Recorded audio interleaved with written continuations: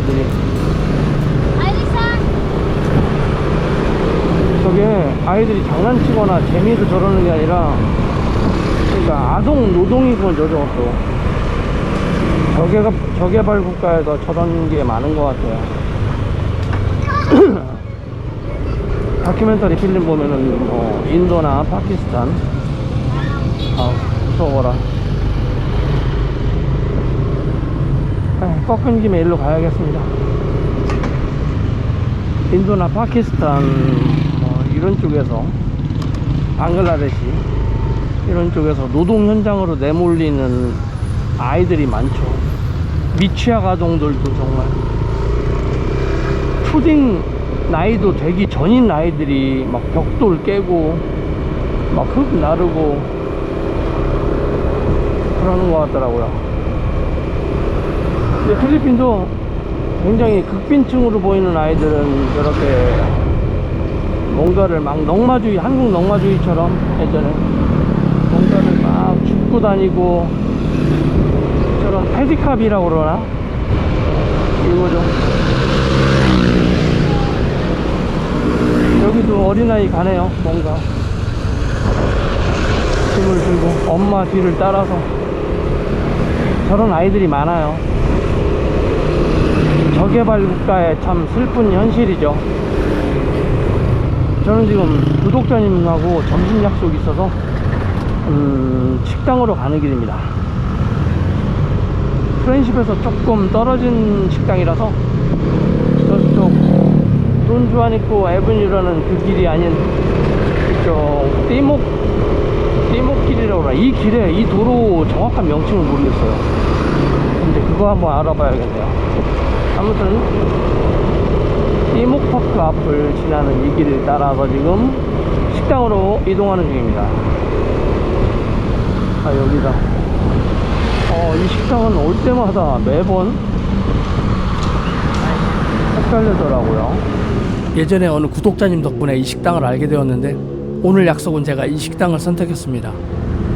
어쨌든 잘 찾아왔습니다. 지금 약속 시간보다 상당히 일찍 도착했습니다. 점심 식사를 마치고 구독자님과 헤어져 집으로 가는 길입니다. 좀 전에 다녀온 한식당의 대표 메뉴가 백반인데, 까다로운 제 입맛에도 반찬들이 저와 잘 맞아서 오늘 약속을 이 식당으로 정하게 되었습니다. 그런데 하나 아쉬운 점은 1인분을 주문할 경우 50페소의 추가 요금이 발생된다는 점인데요.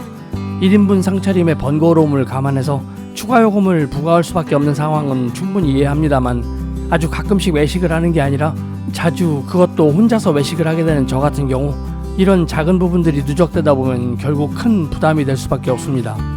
그래서 오늘처럼 누군가와 함께 하지 않는 한 저 혼자 방문하는 건 자제하게 되더라고요. 제 식성이 특이해서 그런지 모르지만 저는 한번 이 집이다 싶으면 일주일, 2주일, 한 달 내내 그 식당만 주구장창 다니는 상당히 희한한 스타일입니다. 그렇게 다니다가 어느 정도 질릴 때쯤 돼서 새로운 맛집을 발견하면, 여기서 맛집이란 어디까지나 주관적이며 개인적인 제 입맛으로 정한 거고요. 또한 가격대도 함께 고려한 순전히 제 개인적인 판단에서의 맛집입니다. 아무튼 그렇게 새로운 맛집을 찾게 되면 또다시 질릴 때까지 그 식당만 주구장창 다니는 이상한 스타일입니다. 그래서 아쉽지만 좀 전에 그 식당은 1인분 가격에 부과되는 추가 요금의 부담에 혼자서는 거의 안 가게 되더라고요. 그리고 제가 그동안 미친 듯 다녔던 여러 식당의 사장님들께서는 저의 방문이 뜸하다고 해서 해당 식당의 음식이 맛이 없다거나 서비스가 마음에 들지 않았나 하는 그런 오해는 절대 하지 않으셔도 된다는 말씀을 드리고 싶습니다. 요즘은 집에서 열심히 밥을 해먹는 중이라 아무래도 식당은 자주 방문하지 못하게 된다는 말씀, 이 영상을 통해 말씀드리고 싶습니다.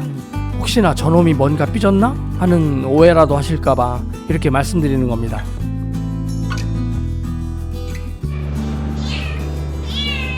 고양이 울음소리에 뒤를 돌아보니 바로 앞에서 나는 소리였네요. 출근하려고 집을 나서는데 무슨 이유인지 냥이가 계속 제 앞을 가로막습니다. 이러다가 혹시나 냥이가 제 발에 채일까봐 걸음을 옮기기도 조심스러운데요. 영상에 찍히진 않았지만 냥이가 계속 제 다리에 몸을 비벼댑니다.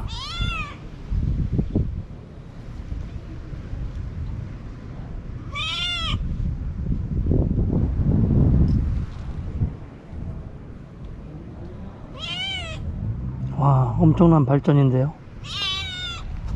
오, 저희 길고양이 이렇게 만져본 건 처음이에요.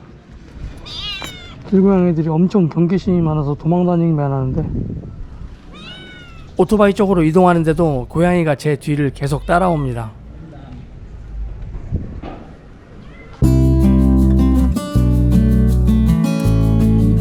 출근해서 가게에 잠깐 있다가 누군가를 픽업하러 다우터미널에 가는 길인데요. 지금 제가 데리러 가는 친구는 멀리 블락칸에서부터 이곳으로 오는 길입니다. 지난번 제 영상을 보신 분들은 잘 아시겠지만 1박 2일로 마닐라에 가려던 계획을 급변경해서 당일로 블락칸을 다녀온 적이 있었는데, 그때 블락칸에서 만나 저녁 식사를 함께 했었습니다. 이 친구를 알게 된 건 몇 년 전의 일인데요.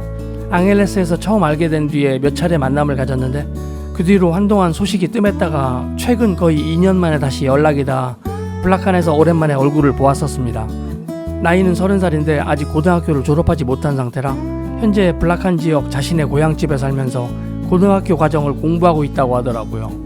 그리고 지금까지 이렇다 할 직업을 갖지 못했었는데, 지금 배우고 있는 교과 과정을 끝마치고 나면 자신이 원하는 분야에 취업할 계획이라고 하길래 너의 그 희망을 응원한다고 그렇게 이야기해줬습니다. 늦은 나이에 공부를 다시 시작한다는 게 쉽지 않을 텐데 그런 점에서 기특한 생각을 하고 있는 친구라 생각됩니다. 며칠 전 이 친구로부터 안부 메시지가 왔길래 조만간 시간이 될 때 앙헬레스에 놀러오지 않겠느냐 물어봤더니 흔쾌히 오겠다고 하길래 오늘로 약속을 잡았습니다. 이 친구가 사는 지역에서 앙헬레스까지의 대중교통은 대형 시외버스가 아닌 승합차가 주로 운행되고 있는데, 필리핀에서 대부분의 지방 소도시들을 연결하는 대중교통 수단은 장거리 운행을 전문으로 하는 시외 전용 지푼이나 또는 한국의 스타렉스처럼 생긴 승합차들이 주로 이용되고 있는데, 이 친구도 오늘 승합차를 타고 이곳으로 올 거라고 했습니다. 그 승합차는 정확한 출발 시간표가 있는 게 아니라 승객이 다 채워질 때까지 터미널에서 대기하고 있다가 만차가 되면 그제서야 출발하는 시스템인데, 필리핀에서 시외를 운행하는 대중교통수단은 대부분 이런 식으로 운영되는 게 일반적입니다. 저희 가게에서 다우 시외버스 터미널까지의 이동 시간을 고려해서 이 친구가 타고 오는 승합차가 고속도로 톨게이트를 통과하기 전에 미리 제게 연락을 달라고 했었는데, 이 친구가 오는 길에 차 안에서 깜빡 졸았는지 터미널에 거의 도착할 쯤 되어서야 연락이 왔습니다. 저희 집 근처 B&B 식당에서 저녁을 먹으며 맥주를 좀 마시다가 다시 저희 집으로 자리를 옮겨 술자리를 이어갔는데요. 이런저런 이야기를 하며 마시다 보니 둘이서 술을 얼마나 마셨는지 기억도 가물가물합니다. 집에 레드홀스가 10병 정도 있었던 걸로 기억하는데, 다음날 아침에 보니 그걸 다 마셨더라고요. 레드홀스를 마셔본 분들이라면 잘 아시겠지만 일반 맥주보다 도수가 높아 상당히 세다는 느낌이 듭니다. 마치 맥주에 소주를 섞은 듯한 맛이랄까? 저 개인적인 느낌으로는 한국의 회식 자리에 꼭 등장하는 바로 그 소맥 맛과 거의 비슷하다는 생각이 듭니다. 관광객으로 다니던 시절에는 레드홀스를 아예 쳐다보지도 않다가 필리핀에 살면서부터 조금씩 마시기 시작해서 현재는 레드홀스를 즐겨 마시고 있는 저입니다만, 그럼에도 아직 얼음에 희석하지 않고는 마시지 못하겠더라고요. 그렇게 만만치 않은 레드홀스를 너댓 시간 동안 둘이서 10병을 모두 비웠습니다. 밤늦도록 많은 이야기를 나누었는데 나중에는 무슨 이야기를 했었는지 기억도 나지 않고, 술자리가 끝날 때쯤엔 거의 술이 떡이 돼서 잠들었다가 다음날까지도 숙취가 이어져서 많이 힘들었습니다. 일부 구독자님들께서 기대하셨을 만한 에로틱한 상황은 없었고요. 그냥 만취 상태에서 기절 모드로 쓰러져 자다가 정오가 다 돼서야 겨우 일어났기 때문에 특별히 말씀드릴 만한 19금 스토리는 없다는 점이 아쉽습니다. 혹시 믿지 못하시는 분들도 계실 수 있어 참고로 말씀드리자면, 이 친구와 저는 이미 몇 년 전에 서로가 볼 거 안 볼 거 다 본 사이라 새삼스레 무슨 역사에 남을 만한 밤을 만들어야겠다 하는 그런 생각은 전혀 할 필요가 없는 사이라는 점 또한 강조드립니다.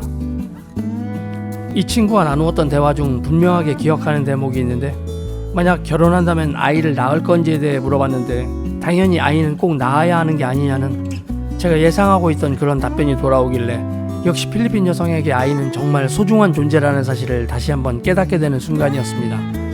그러면서 저에게 그런 질문을 왜 하는 거냐 되묻길래 그냥 궁금해서 물어보는 거라고 얼버무렸습니다. 밤늦도록 이 친구와 장시간 술을 마시면서 중간중간 필름이 끊겨 기억하지 못하는 장면들이 대부분이지만, 아이에 대한 질문과 대답만큼은 지금도 선명하게 기억납니다. 다음날 함께 점심 식사를 하고 블락칸으로 가는 승합차들이 대기하는 다우터미널에 이 친구를 내려준 다음 저는 집으로 돌아왔습니다. 오랜만에 친근한 얼굴을 다시 만나 서로 살아온 이야기를 나누며 즐거운 시간을 보냈지만 언젠가는 아이를 꼭 갖겠다는 그녀의 입장을 고려해보면 진지한 관계로 발전하는 건 어렵겠다는 생각에 아쉽지만 이쯤에서 마음을 접는 게 맞다고 판단됩니다.